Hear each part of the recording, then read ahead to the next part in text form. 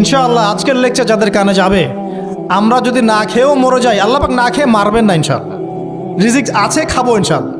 কিন্তু হয়তো বা অভাব হবে, টাকা পয়সা একটু কম হতে পারে, অন্যের 10তলা ফ্ল্যাট হবে, আমার হবে না, ঠিক আছে, অন্যের এত বিঘা বিঘা জমি আমার হয়তো হবে না।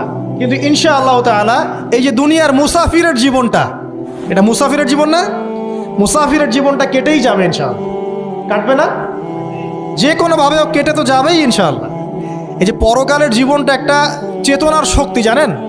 দুনিয়াতে যত বাধা বিপত্তি আসুক, গাল মন্দ খান, গীবত তহমত খান, কষ্ট হোক, নির্যাতন হোক, একটা বিষয় মনের মধ্যে শান্তি দেয়। কি শান্তি?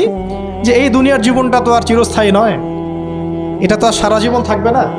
ইনশাআল্লাহ এই অবস্থা আস্তে আস্তে পরিবর্তন হয়ে যাবে। ফাইন্না মাআল উসরি ইউসরা, পরকালে ইনশাআল্লাহ পাবো। দুনিয়াতে না পেলে কি হয়েছে, পরকালে পাবো ইনশাআল্লাহ। যুবক ভাই, এসব জেনা ছেড়ে দেন, আল্লাহ রাব্বুল আলামিন আপনার জন্য হুর রেখেছেন জান্নাত, ইনশাআল্লাহ পাবেন ইনশাআল্লাহ। এটা ছেড়ে দেন, সুদ ছেড়ে দেন, আল্লাহ পাক আপনার জন্য হাউজে কাউসার রাখছে ইনশাআল্লাহ, ঠিক আছে?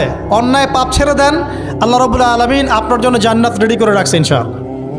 এই দুনিয়ার জীবনটা ধোঁকা, একটা ছোট্ট জীবন, পুরা ধোঁকা, কিচ্ছু নাই এর মধ্যে।